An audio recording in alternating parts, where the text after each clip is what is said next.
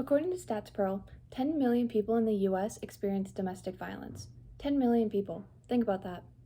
This means 1 in 4 women and 1 in 9 men experience domestic violence each year.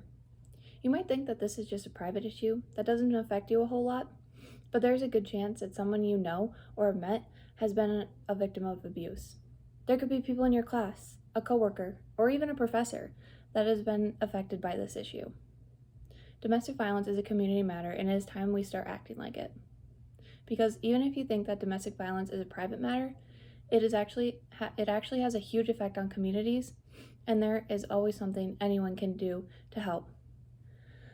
I'm going to talk more about this issue and how exactly it affects individuals and communities. I will also touch on the causes of domestic violence from a societal standpoint and from a perspective of the abuser. Then I will outline a solution that I have come up with to help domestic violence as much as possible. Let's first address the problem that domestic violence is creating. Domestic violence is a huge problem, especially in the United States. Like I said before, 10 million people a year are affected by it. This includes child abuse, relationship abuse, and elder abuse. The reason it is such a big problem is because many instances go unreported. It is very common for healthcare professionals to treat a patient that is a victim of abuse but never find out that they have been being abused. This is why this cycle of abuse never actually stops. The cycle of abuse is an idea that illustrates common patterns in abusive behaviors. According to an online health source called Healthline, there are 4 stages to it, and it explains why it is uncommon for victims to remove themselves from abusive situations. The first 2 stages are tension building and incidents of abuse. These are pretty self-explanatory stages, but it is the next 2 stages that explains what makes abusers so manipulative and what makes the victim stay. The third stage is titled reconciliation. This is where the manipulation happens because the tension has faded and the abuser often uses kindness or gifts to reconcile with their victim. This can create a sensation that their real relationship is back and that they can go back to what they used to be. The last stage of the cycle of abuse is called the calm stage. This means that an apology has been given. Usually the abuser has made their victim believe that their behavior was caused by an outside source, such as stress or alcohol. Then the cycle starts all over again. You can see how this creates a system where victims will never leave their situation because during the calm stage, they think that their abuser has changed. But in reality, tension is starting to build again. This is a private issue, to be sure, but it actually has a bigger impact on communities than you might think. Oftentimes, abuse can spill into areas that are supposed to be safe for their victim, like work or school. This can potentially disturb or even harm teachers or coworkers or even other children. Abuse can also have an effect economically. According to the Center for Disease Control, the cost of medical services, lost work time, legal costs, and other costs is about $103,767 for women and $23,414 for men over a lifetime. According to Forbes, a financial news source, victims are likely to lose their job or are not able to have a job due to abuse. This creates something called financial abuse. Forbes explains this as a way that abusers make their victims financially reliant on them. This is just another manipulation tactic used by abusers to get their victim to stay with them. According to a newsletter done by TNP, a nonprofit partnership, work productivity net loss annually was $1.14 billion and 7.9 million workdays missed. This heavily affects companies to the point where they have to address domestic violence in their employment policies. Also, according to the same source stated above, domestic violence is the 3rd leading cause for homelessness among families. As you can see, domestic violence is not just a private issue, and it can harshly affect communities as well. These are the problems created by domestic violence, but now let's address the causes of domestic violence from a societal standpoint and from the perspective of the abuser. Individuals usually become abusers because of their need for control and power. According to the National Domestic Violence Hotline, a nonprofit for abuse victims, abuse is learned. It can be witnessed as someone grows up, or learned from friends or pop culture.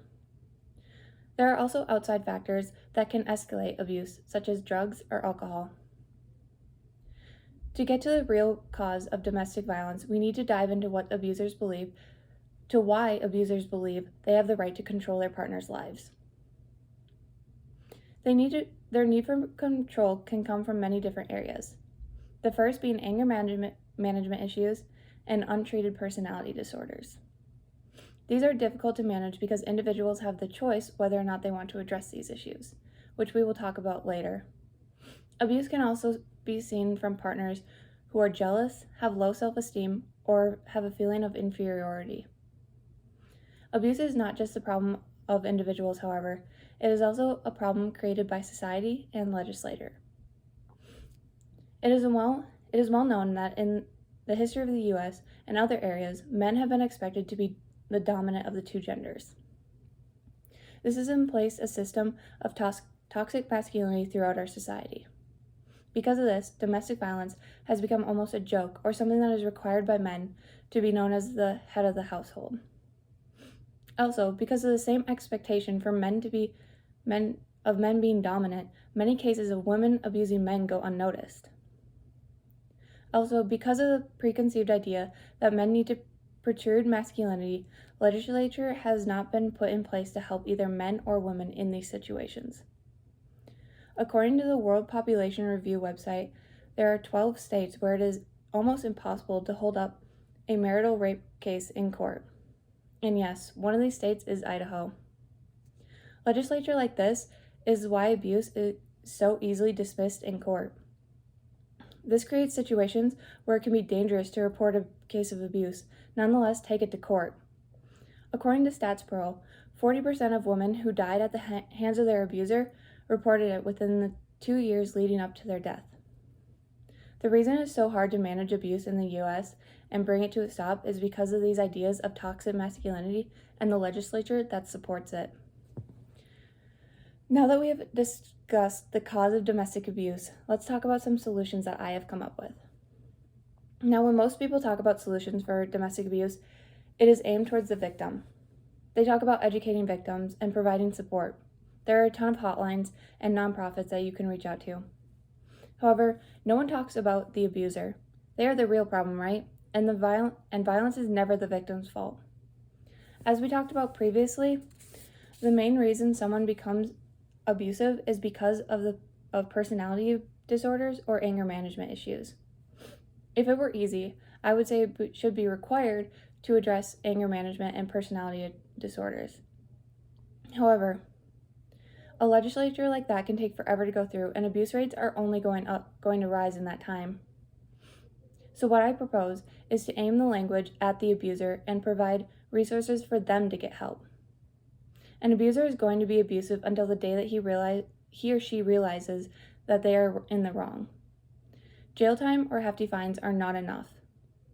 Abusers need to know that they will not be accepted in our society until their actions and mindset has changed. On top of that, they need to be called out publicly.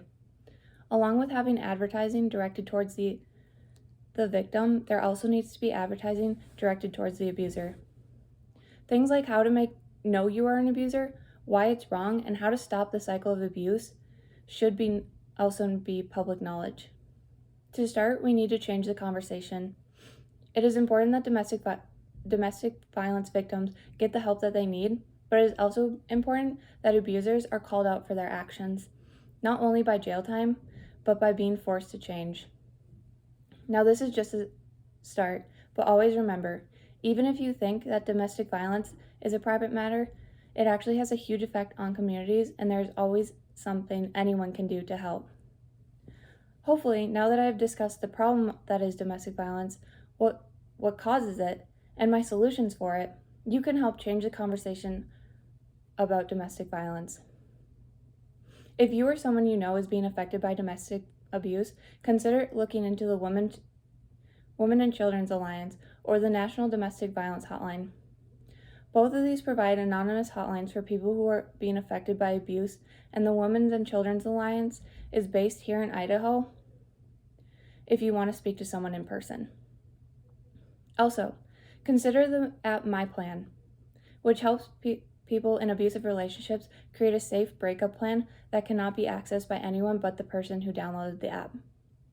Also, never forget that if you know someone who is an abuser, it is your responsibility to encourage them to get help, and remember that the first step to helping an abusive person is holding them accountable.